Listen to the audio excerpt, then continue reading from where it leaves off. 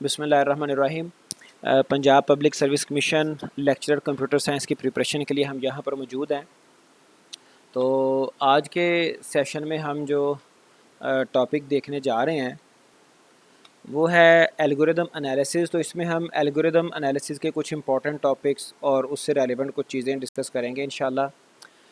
तो सबसे पहले तो हम एक एल्गोरिदम को देखते हैं। बड़ी सिंपल सी हमें आइडिया है from the very early stages of classes कि एल्गोरिदम क्या होता है। N algorithm is a finite set of instructions. तो ये फाइनाइट इंस्ट्रक्शंस होती हैं, ठीक है जी, इनफाइनाइट नहीं होती।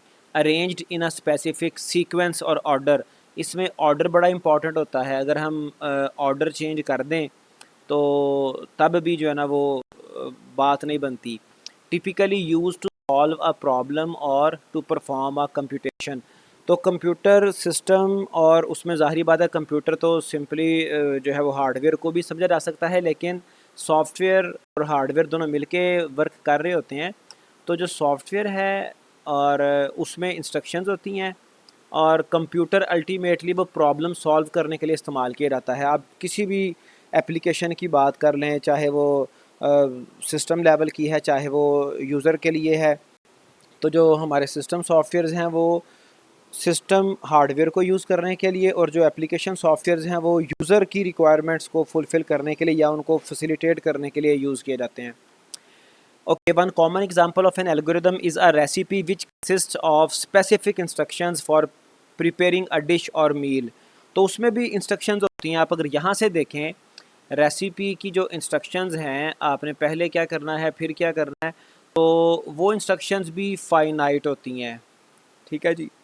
उसमें भी एक सीक्वेंस पाया जाता है। अगर आपने अपनी डिश प्रिपेयर करते वक्त किसी ख़ास टाइम पे या कुछ जो है वो इंस्ट्रक्शंस या कुछ स्टेप्स के बाद आपने वाटर इंक्लूड करना है और वो आप उसका ऑर्डर चेंज कर दें, वाटर पहले इंक्लूड कर दें, उसमें कोई फ़र्ज़ करिए आपने ऑयल इंक्लूड करना है, ऑयल अब बाद में शामिल करना था पहले कर दें, या उसको जब करना था पहले करना था बाद में कर दें, तो जो हमारी रेसिपी है, जो हमारी डिश है, जो हमारा मील है, उसका वो टेस्ट, उसका वो जो एक्सपेक्टेड आउटकम थी वो नहीं बनेगी। सो दैट इसमें इंस्ट्रक्शंस फाइनाइट भी हैं और उसका एक स्पेसिफिक सीक्वेंस भी होता है। अच्छा, अब क्वेश्चन आता है जी, हम एल्गोरिदम को एनालाइज क्यों करते हैं। तो an efficient algorithm executes faster and helps minimise the usages of resources. Resources बड़ा मैटर करते हैं, ठीक है जी। रिसोर्सेज कौन कौन से हैं हमारे कंप्यूटिंग में? सीपीयू है, मेमोरी है, डिस्क है। तो एल्गोरिदम इन तमाम रिसोर्सेज को यूज़ करता है। तो लेकिन इनमें से जो इम्पोर्टेंट रिसोर्सेज हैं, ज़ाहिर बात ये दो ही हैं, एक सीपीयू हो गया और ये मेमोरी और टाइम को यू कैन से कि एक रिसोर्स के तौर पे ही, चूँकि आमतौर पे डिस्क की बजाय जो हमारा एल्गोरिदम होता है वो अल्टीमेटली रैम के अंदर रिजल्ट कर रहा होता है when the algorithm is running, ठीक है जी।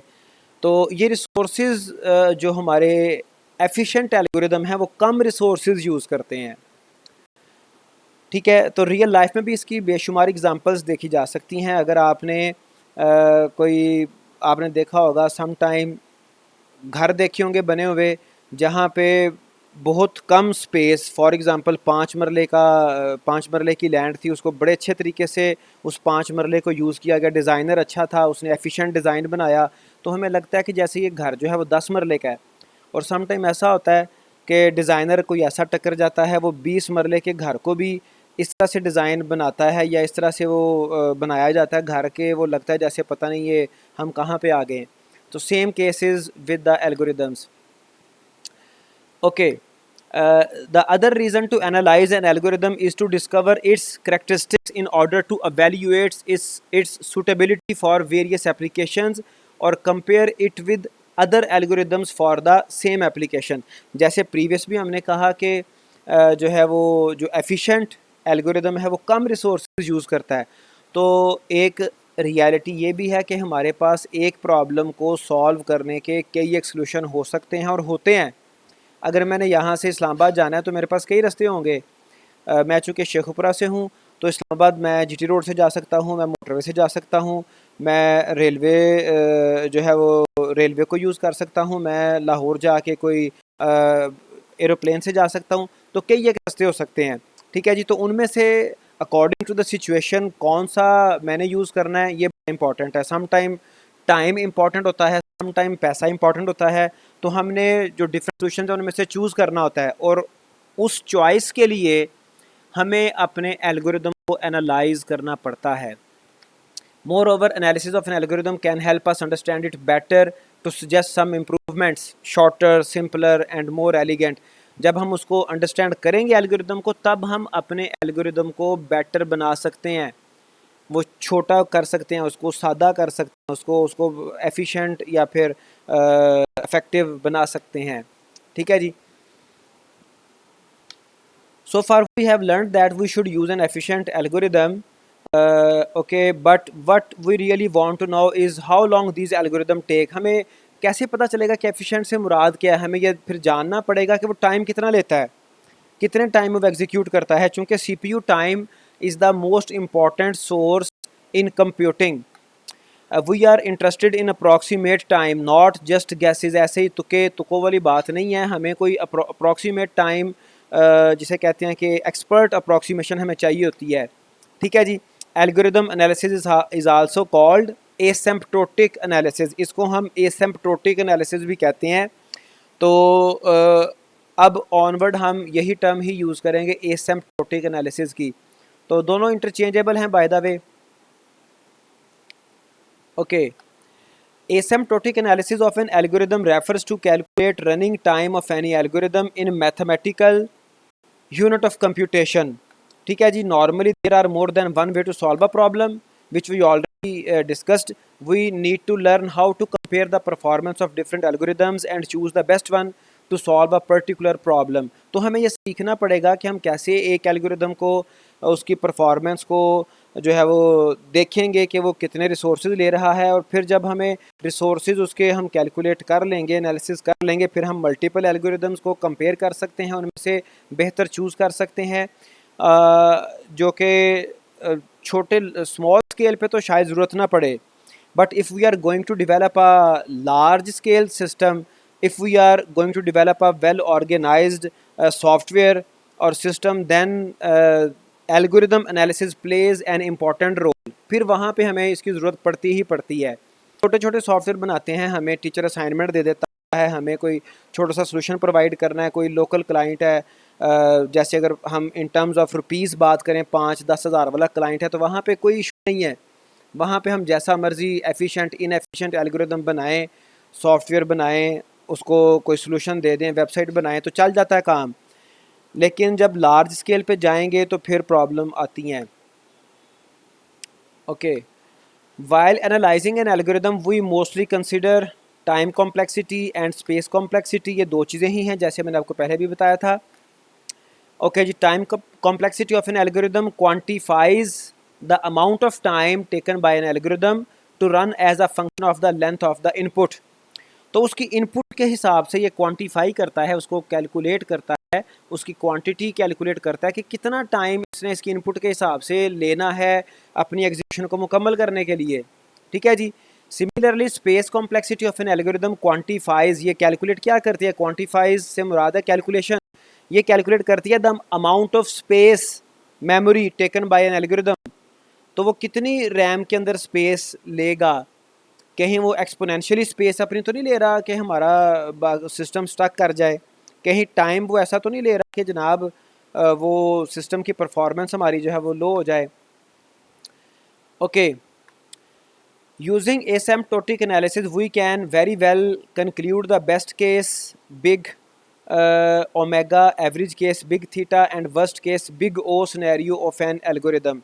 तो हमारे पास परफॉर्मेंस या एल्गोरिदम एनालिसिस या फिर एसिम्प्टोटिक एनालिसिस को डिस्क्राइब करने के लिए हमारे पास 3 मेजर केसेस हैं, इसके अलावा भी हैं लेकिन हम 3 की बात करेंगे जो कि मोस्टली यूज़ होते हैं, और जो बाकी इसके अलावा हैं वो आमतौर पे ना तो इतने वो बड़े स्पेशलाइज्ड समझ लें रिसर्च लेवल पे, या फिर वो हमारे उम्मीद है कि पेपर में उस तरह का कोई बात वो नहीं कर सकता।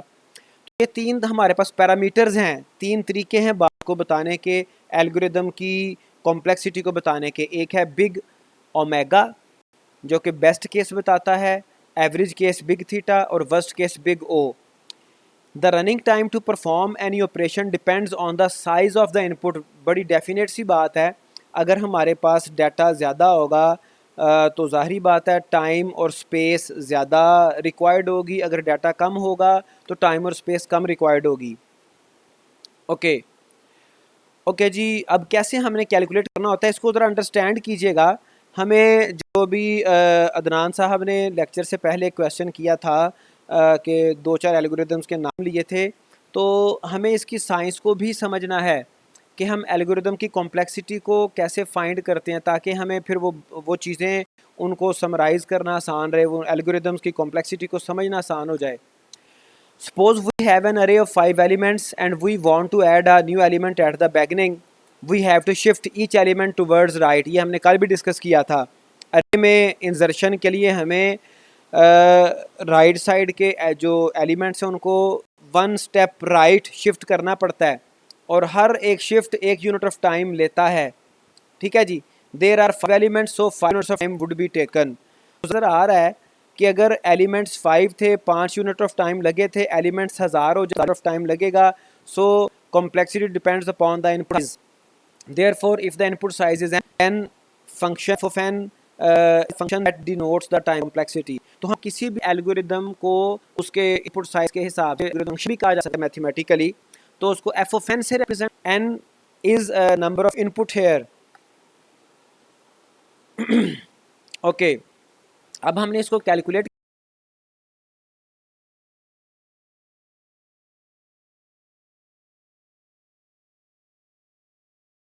कैसे करना है। यहाँ पर सिंपल एक क्वाड्रेटिक इक्वेशन ली है 5n² + 6n + 12, और इसमें हमने ये भी देखना है कि एल्गोरिदम का हर पार्ट जो है वो इम्पॉर्टेंट नहीं होता, कोई ख़ास एक पार्ट होता है जो कि एल्गोरिदम की कॉम्प्लेक्सिटी में वो रोल प्ले कर रहा होता है। तो ये एक क्वाड्रेटिक इक्वेशन है, ठीक है जी। इसमें हम इसको चेक करेंगे n की डिफरेंट वैल्यूज़ के साथ, 1 2 3 4 5 के साथ, और फिर देखेंगे जो हमारा फंक्शन है वो कैसे ग्रो कर रहा है। तो अगर n की वैल्यू 1 हो जाए तो हमारे इस फंक्शन के तीन पार्ट्स थे। एक पार्ट था 5n², ये 5n² आ गया। इसको जब मैंने 1 के साथ सॉल्व किया तो ये इसका आंसर 5 है। फिर एक 6n था, ठीक है जी, और इसको सॉल्व किया तो आंसर 6 आता है। फिर ये 12 था, इसको सॉल्व किया तो आंसर 12 आ गया। अगर हम इस लेवल पे बात करें तो यानी कि जैसे हमने वो अरे के शिफ्टिंग की बात की थी, अगर 5 एलिमेंट है तो 5 यूनिट टाइम लगता है, तो यहाँ पर 5 क्या है, 6n वाला सेक्शन ले रहा है और 12 यूनिट टाइम ये वाला सेक्शन ले रहा है, ठीक है। But when the input size changes, value 2 हो गई तो 5n² का ज़रा आप शेयर देखिएगा 20 हो गया, अब्रप्टली चेंज हो गया। 12 कांस्टेंट है, वो वहाँ पे ही खड़ा है, ठीक है जी। वैल्यू 3 हुई, 5n² का जो शेयर है वो मज़ीद बढ़ जाएगा 45, और 6n का 18 हो गया, 12 कांस्टेंट एंड सो ऑन। 4 पे मज़ीद चेंज हो जाएगा और 5 पे मज़ीद चेंज हो जाएगा। तो यहाँ से आप ये देखें, फ़र्ज़ करें ये एक एफ ऑफ एन, जैसे हमने बात की फ़ंक्शन, हम एल्गोरिदम को फ़ंक्शन भी कह सकते हैं। तो ये एक एल्गोरिदम है और इस एल्गोरिदम में 3 पार्ट थे। जैसा कि आपको पता होता है कि हमारे सॉफ्टवेयर में, हमारे एल्गोरिदम में, एल्गोरिदम को सॉफ्टवेयर भी कह सकते हैं, उसमें डिफरेंट सेक्शन होते हैं। कहीं पे कोई फॉर लूप लगी होती है, कहीं पे नेस्टेड फॉर लूप लगा होता है, कहीं पे कोई और कंट्रोल स्ट्रक्चर है, कहीं पे सिंपल इंस्ट्रक्शंस हैं, कहीं पे इनपुट हो रही है, आउटपुट हो रही है। तो ये इस एल्गोरिदम में यू कैन से कि 3 पोर्शन है। तीनों पोर्शंस में अब हमें ये नज़र आ रहा है कि कौन सा पोर्शन कॉम्प्लेक्सिटी में कैसे रोल प्ले कर रहा है, उसका कॉम्प्लेक्सिटी में, फंक्शन की ग्रोथ में, एल्गोरिदम की ग्रोथ में क्या रोल है। यानी कि जब इनपुट साइज़ इंक्रीज़ होगा तो ये तीनों पार्ट्स कैसे कैसे बिहेव करेंगे। तो ये जो 12 था, 12 कांस्टेंट, ये तो स्टैटिक है। इसका शेयर पहले जो वैल्यू पहले थी एंड तक वही चलेगी, लेकिन शेयर बदलता जाएगा। शेयर से क्या मुराद, ये देखिएगा, मैंने यहाँ पे परसेंटेज को थोड़ा सा इंट्रोड्यूस किया, आपको आइडिया हो जाएगा, ठीक है जी। ये कुछ डिस्कशन है, इसको आप छोड़ें। ओवरऑल ग्रोथ ऑफ फंक्शन की बात करते हैं। 5n² 5 है तो ये परसेंटेज ओवरऑल 21% है। एल्गोरिदम की कॉम्प्लेक्सिटी यहाँ पे जो है ना वो इस पोर्शन से आ रही है, ठीक है। जब वैल्यू 2 हो गई तो 45% कॉम्प्लेक्सिटी इस पोर्शन के साथ है। वैल्यू 3 हो गई, वैल्यू 4 हो गई, वैल्यू 5 हो गई। तो आप देख रहे हैं कि हमें यहाँ से समझ आ रही है कि जो 5n² वाला पार्ट है that part is significant in the algorithm. So what we are getting from this discussion कि हमारे एल्गोरिदम में हर इंस्ट्रक्शन या हर पोर्शन ऑफ एल्गोरिदम इम्पॉर्टेंट नहीं होता। उसकी कॉम्प्लेक्सिटी को डिस्कस करने के लिए या एनालाइज करने के लिए एक ख़ास पोर्शन होता है जो कि इम्पॉर्टेंट होता है और वो रोल प्ले करता है एल्गोरिदम की कॉम्प्लेक्सिटी में।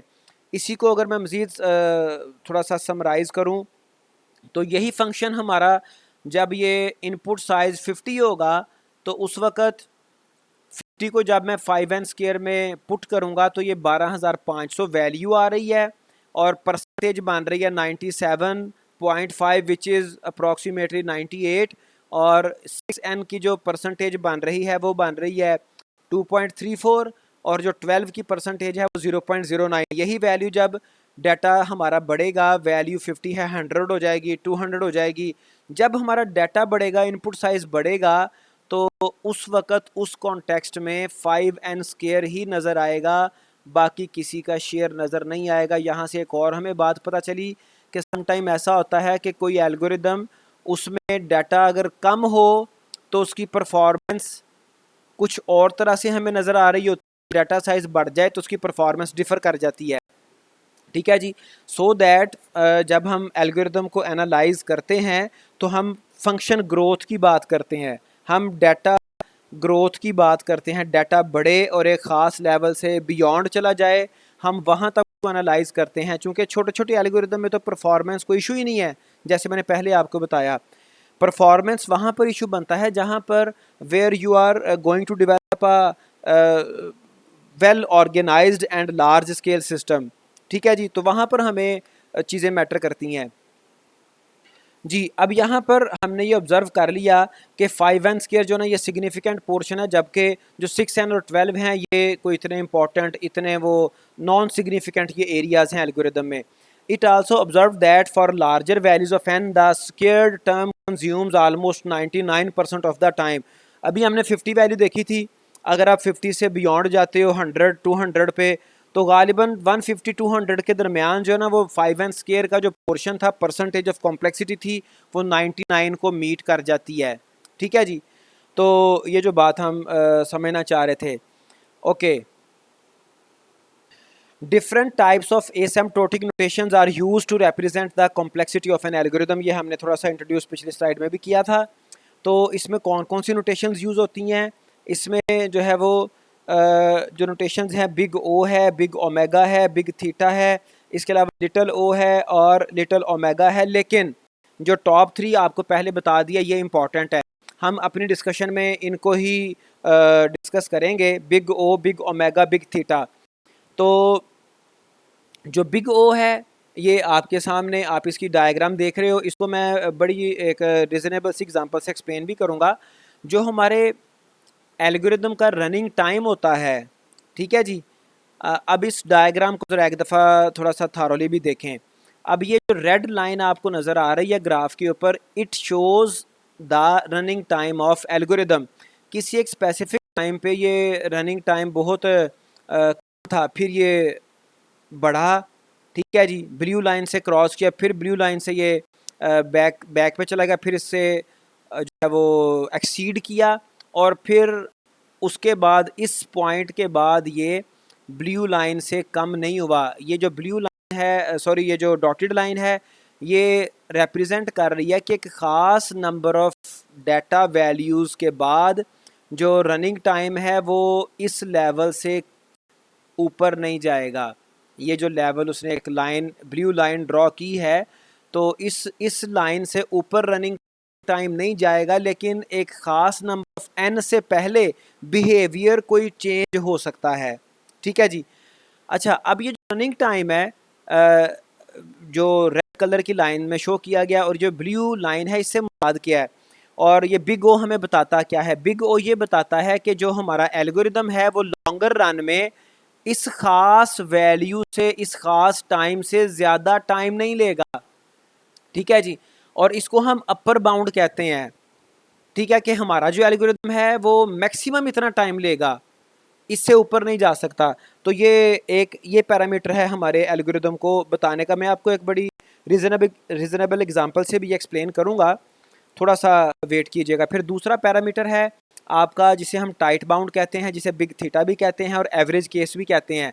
इस एवरेज केस में क्या होता है, जो चुके हो आप समझ आ गए, ये एल्गोरिथम से एक खास टाइम तक ये अप डाउन होता रहेगा, लेकिन एक खास नंबर ऑफ वैल्यूज़ के बाद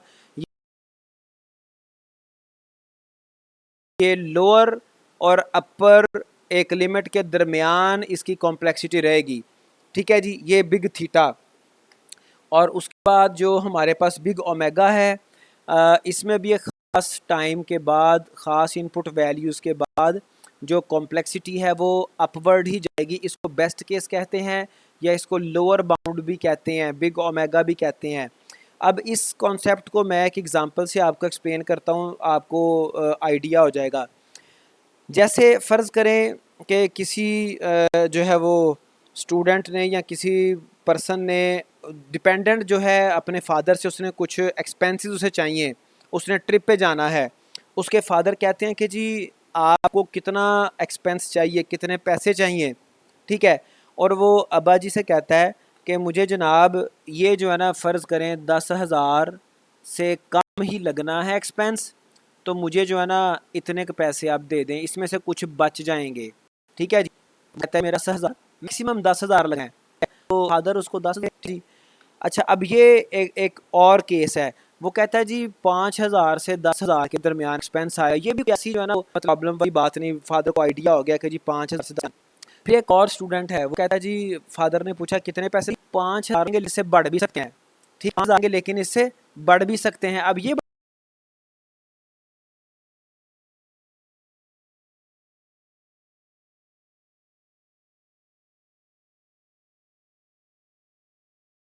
बड़ी डाउटफुल सी बात है कि बेस्ट केस अगर हुआ, अगर हालात साजगार हुए, फिर तो 5,000 लगेगा, लेकिन अगर बढ़ गए तो कितने बढ़ेंगे वो कोई आइडिया नहीं है। ठीक है जी।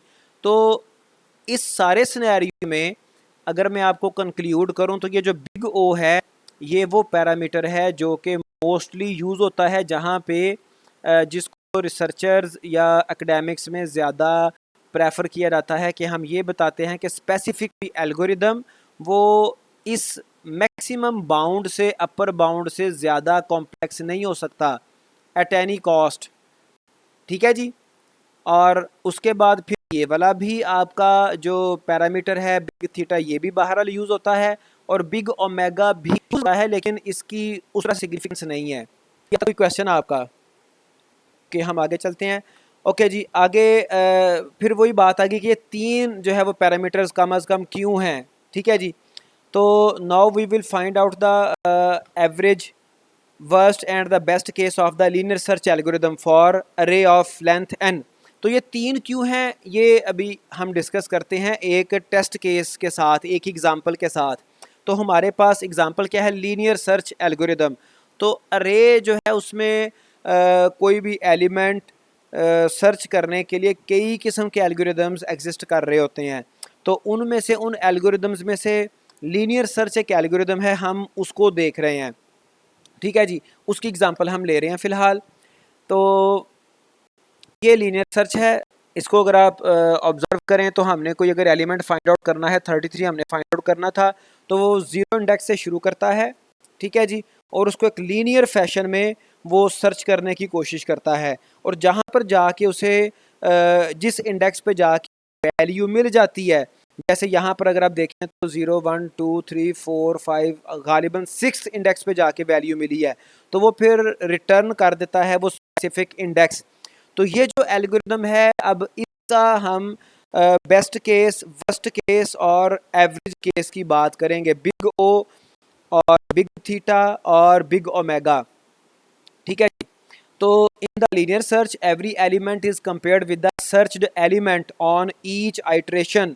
आइट्रेशन से मुराद यहाँ क्या है? डेफिनेटली आपको मैं थोड़ा सा हिंट दे दूँ, जब हम अरेज यूज़ कर रहे होते हैं तो अरेज में अरेज की आउटपुट लेने की बात कर लेते हैं। अरेज की जब हमने आउटपुट लेनी होती है, वैसे तो यूज़ हो जाती है फॉर लूप या कोई भी लूप, जब हमने उसकी आउटपुट शो करवानी हो तो हम क्या करते हैं, हम जो अरे की लेंथ है उसके हिसाब से हम फॉर लूप चलाते हैं और हम क्या प्रिंट करवा देते हैं। तो डेफिनेटली लीनियर सर्च के लिए भी हमें लीनियर सर्च के लिए हमें फॉर लूप यूज़ करना है या फिर कोई लूप यूज़ करना है और उसको चलाना है मैक्सिमम अरे की लेंथ तक, ठीक है, इतनी उसकी लेंथ है। और हर एक आइट्रेशन ऑफ फॉर लूप या आइट्रेशन ऑफ लूप के ऊपर वो वैल्यू एंड सो ऑन, ठीक है जी। तो ये इसका तरीकाकार।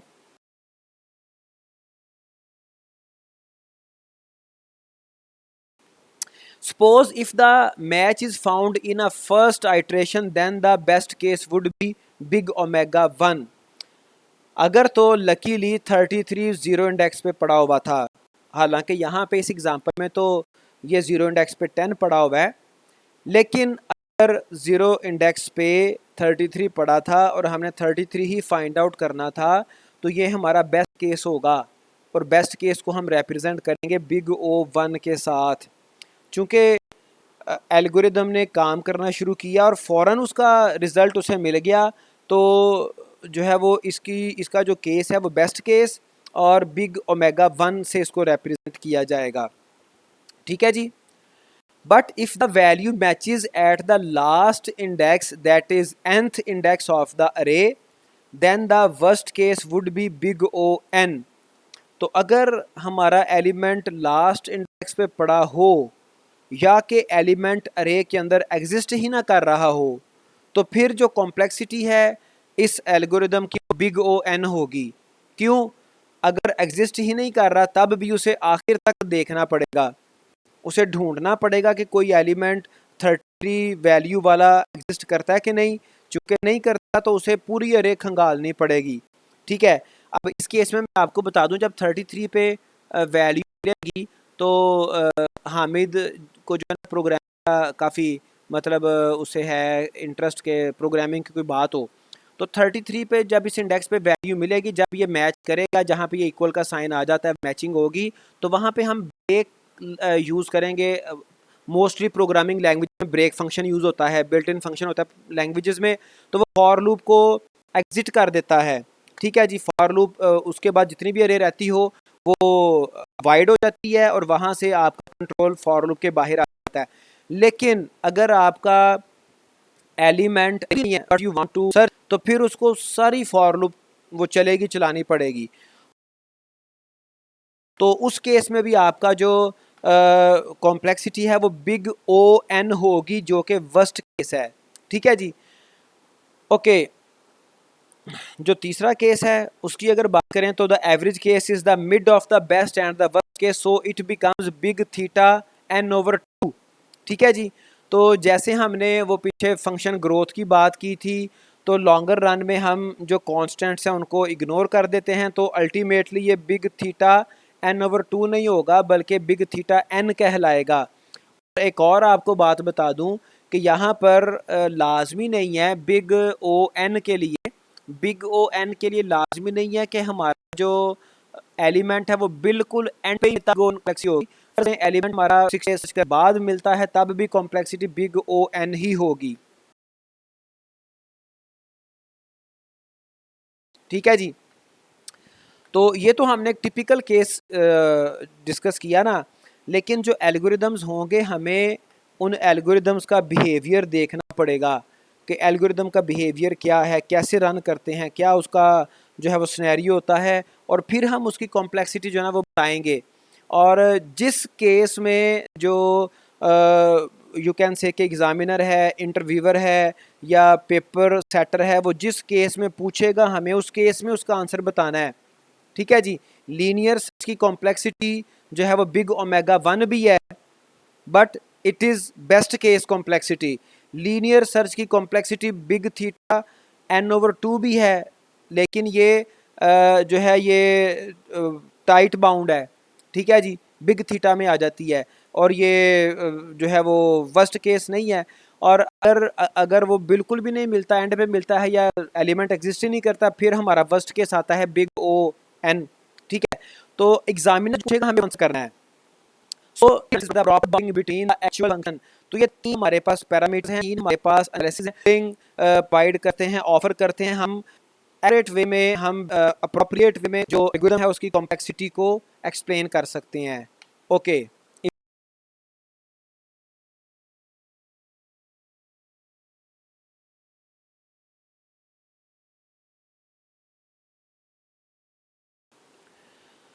ओके जी, अब आ गए एसिम्प्टोटिक फंक्शंस।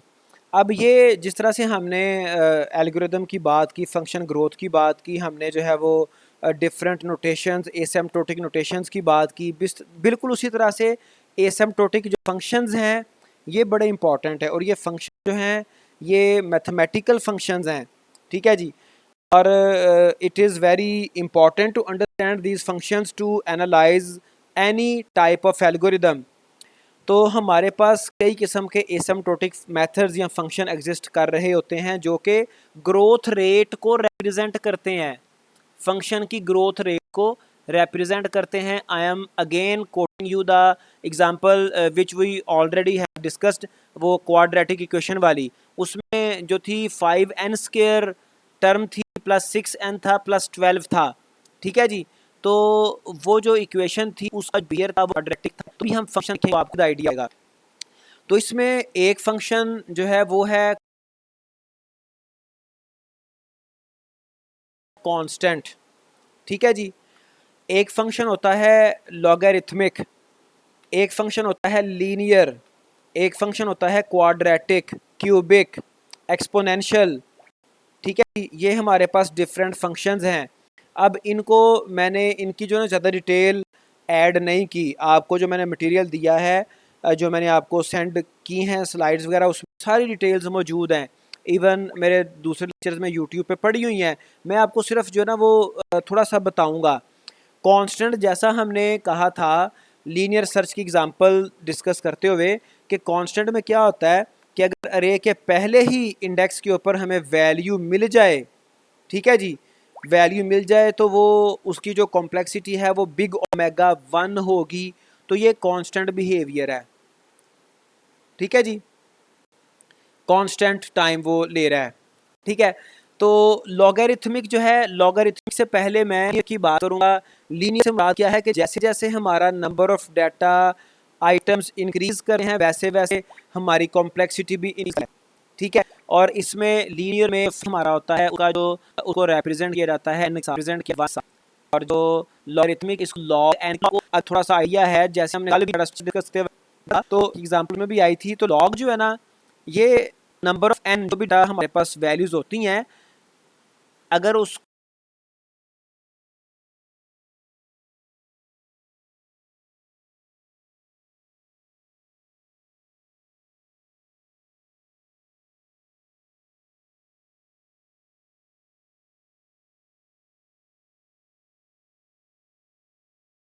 उसका बिहेवियर हमारे एल्गोरिदम का लॉग हो तो उसका जो आंसर है वो बहुत कम आता है। मिसाल के तौर पे 1000 का अगर मैंने लॉग लिया, 3 आंसर आया, तो यहाँ से आप देखें कि 1000 नंबर ऑफ इनपुट थी और जो आंसर आया है वो आया है 3, ठीक है। तो उसने नंबर ऑफ इनपुट के बरक्स जो रिज़ल्ट है वो बड़ी जल्दी कैलकुलेट कर लिया। तो जो लॉगरिथमिक हमारे होते हैं फंक्शंस या एल्गोरिदम्स, वो नंबर ऑफ इनपुट के ऊपर इस तरह से डिपेंड करते हैं कि इनपुट बढ़ती जाती है लेकिन उसकी जो आउटपुट है वो बड़ी जो ना वो लोअर लेवल पे ही उसका रिज़ल्ट वो प्रोवाइड कर देता है। लीनियर डायरेक्टली प्रोपोर्शनल होता है आउटपुट के साथ, और जो क्वाड्रेटिक है वो n का स्केयर, ये हमने एग्जांपल डिस्कस भी कर ली।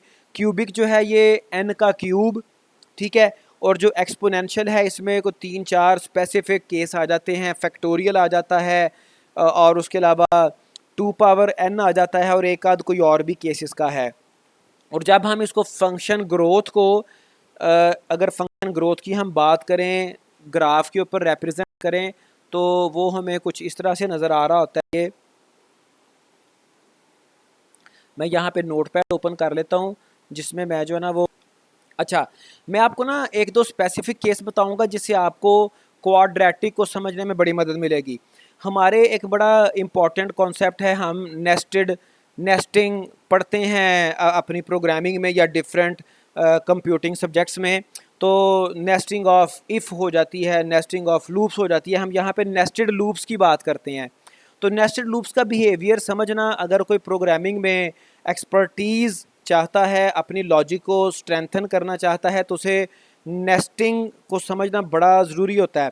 फ़र्ज़ करें फॉर लूप है, और मैं इसकी डिटेल्स में भी नहीं जाऊंगा, सिर्फ मैं आपको इसकी नेस्टिंग के बारे में बताऊंगा और बात आपको समझाने की कोशिश करूंगा। फ़र्ज़ करें ये नेस्टेड फॉर लूप है, ठीक है जी।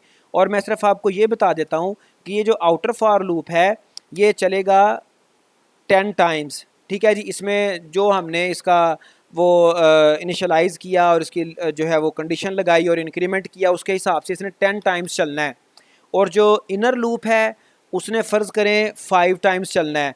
तो अगर कोई इसके दरमियान एक्सेप्शनल केस ना आया, अगर कोई ब्रेक ना आई, ठीक है जी, जो मैंने आपको लीनियर सर्च में भी बताया था कि जहाँ पर कंडीशन मीट करती है हम उसको ब्रेक भी करवा लेते हैं, वो फॉर लूप से बाहर आ जाता है कंट्रोल। अगर कुछ ऐसा ना हुआ तो ओवरऑल इस नेस्टेड फॉर लूप ने, दोनों लूप्स ने 10 इंटू 5 टाइम्स चलना है, 50 आइट्रेशंस बनेंगी, ठीक है जी, 50 आइट्रेशंस। अब हम यहाँ पे 50 आइट्रेशंस को नहीं देखेंगे, अब हम यहाँ पर ये देखेंगे कि एक जो फॉर लूप है ना, आउटर फॉर लूप, जो हमारा आउटर फॉर लूप है, आउटर फॉर लूप वो एक एन को रिप्रेजेंट कर रहा है, और जो इनर फॉर लूप है वो दूसरे एन को रिप्रेजेंट कर रहा है। इनर फॉर वो उसमें एक और एन है, सिंपली एन इंटू एन हो जाएगा, ठीक है। तो जिस एल्गोरिदम में भी कोई एन इंटू एन लॉजिक आ जाए तो उसका बिहेवियर क्या होगा, उसका बिहेवियर होगा क्वाड्रेटिक, ठीक है जी। इसके बरक्स अगर किसी एल्गोरिदम में सिर्फ फॉर लूप आए, किसी भी सॉफ्टवेयर में एल्गोरिदम की चूँकि हम बात करते हैं, किसी एल्गोरिदम में सिर्फ फॉर लूप आए तो उसका जो बिहेवियर है वो क्या होगा, उसका बिहेवियर लीनियर होगा, ठीक है जी, जिसको हम एन से रिप्रेजेंट करते हैं। तो जहाँ पर नेस्टेड फॉर लूप आ जाएं जिसकी हिरार्की यानी कि एक लूप के अंदर एक और लूप हो, ठीक है जी, उसकी डेप्थ सिर्फ इतनी ही हो जो मैंने लिखी है, तो फिर उसका बिहेवियर एन स्क्वायर होगा। और अगर सिंगल फॉर लूप आ जाए तो उसका बिहेवियर लीनियर होगा। और अगर कोई ऐसा फॉर लूप आ जाए, ऐसा नेस्टेड फॉर लूप आ जाए कि जिसमें फॉर के अंदर फॉर और उसके अंदर फिर एक फॉर हो, ठीक है, तो फिर क्या होगा, फिर ये होगा कि फिर उस एल्गोरिदम की जो कॉम्प्लेक्सिटी है वो जनाब वो क्यूबिक हो जाएगी, एन क्यूब हो जाएगा, ठीक है जी। तो ये हमारे पास डिफरेंट फंक्शंस हैं